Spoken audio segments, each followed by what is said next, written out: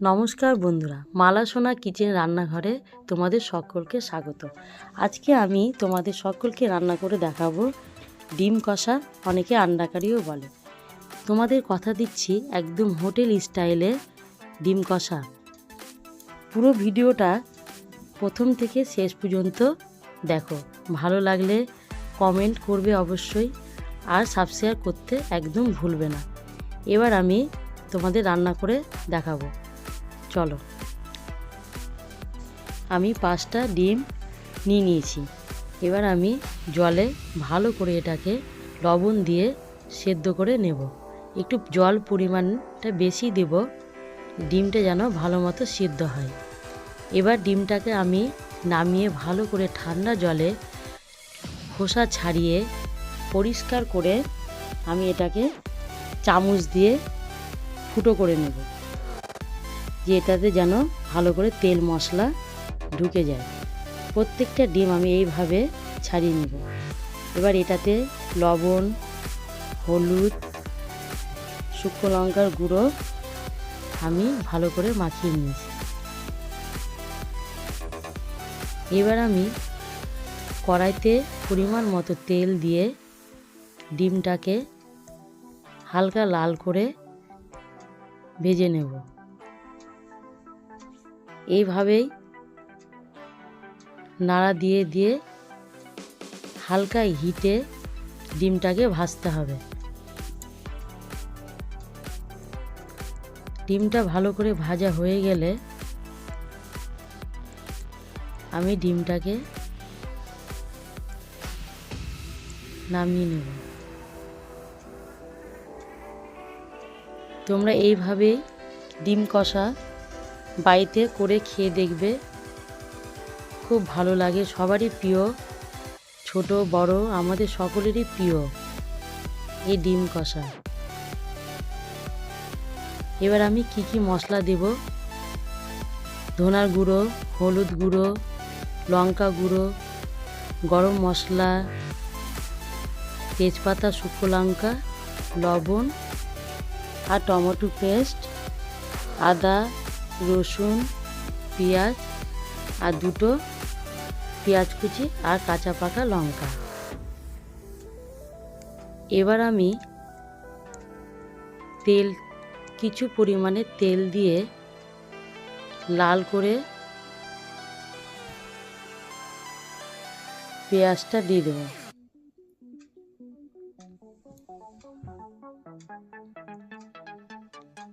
আমি তেলের মধ্যে আর একটু তেল দিয়ে দিচ্ছি। একটু আমি তেল বেশি দিব।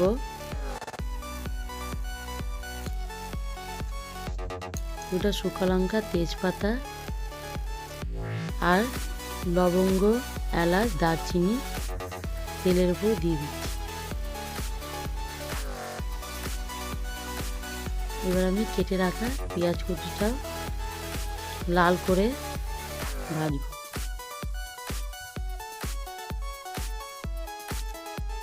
ততক্ষণ ভাজবো যেটা একদম লাল হয়ে যাবে। এবার আমি মশলাটা জলে গুলে নেব। জিরা গুঁড়ো, লঙ্কা গুঁড়ো, ধনে গুঁড়ো আর রেড চিলি পাউডার, এটা কালারের জন্য, একটু সামান্য হলুদ গুঁড়ো। এবার আমি এটা জলে গুলে নেব।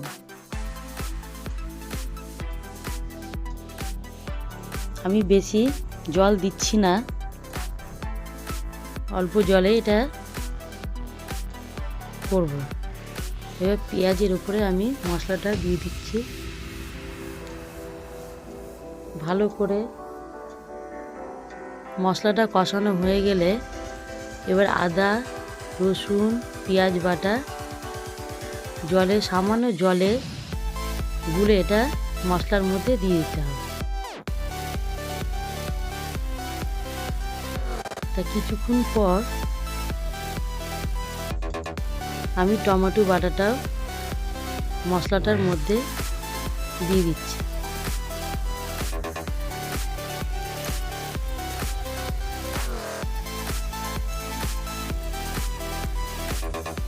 এবার এটা মশলাটাকে লাল করে ভাজতে হবে। পরিমাণ মতো লবণ দিচ্ছি, টমেটো বাটাটা,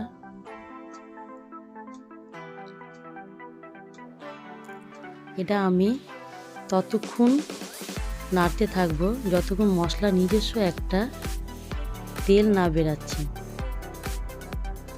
যে কোনো রান্নায় মশলা থেকে তেল ছেড়ে দিলে সেই রান্নাটা দেখতেও সুন্দর লাগে আর খেতে খুব সুস্বাদু হয়। এইভাবে এবার আমি একটু চিনি দিয়ে দিচ্ছি স্বাদ অনুযায়ী। চিনিটা স্বাদের জন্য আমাদের মশলার মধ্যে দিতে গেলে মশলার একটা কাঁচা গন্ধ করে না।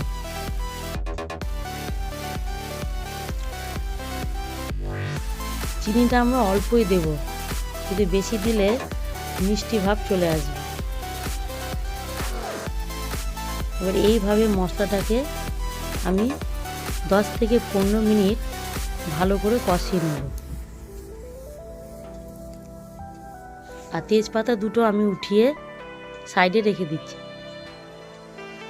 দেখো মশলা থেকে সুন্দর একটা তেল বেরিয়েছে।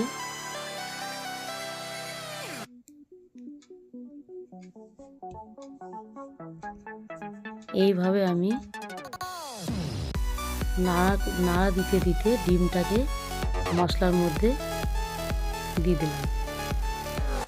এবার মশলার সাথে ডিমটা ভালো করে কষিয়ে 2 থেকে 3 মিনিট নাড়াতে হবে। এবার আমি হালকা পরিমাণে ডিমটার মধ্যে জল দেব। যেহেতু আমি এটা ডিম কষা রাখবো, ওই জন্য পাতলা ঝোল করব না,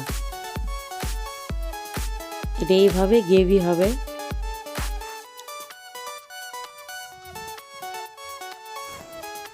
দেখো ঝোলটা কতটা গ্রেভি হয়েছে।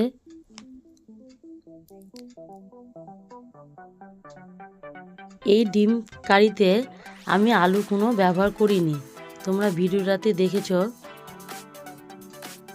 সামান্য পরিমাণে গরম মশলা আর ধনিয়া পাতা আমি ছিটিয়ে দিলাম, আর কটা কাঁচা পাকা লঙ্কা আমি ঝোলে দিয়ে দিচ্ছি। এবার ঝোলটা আমার আর একটু সামান্য কষা হলে ঝোলটাকে আমি নামিয়ে নেব। দেখো কত সুন্দর একটা কালার এসেছে। এইভাবে তোমরা অবশ্যই বাড়িতে করে খেয়ে দেখবে আর আমাকে কমেন্ট বক্সে কমেন্ট করে জানাবে।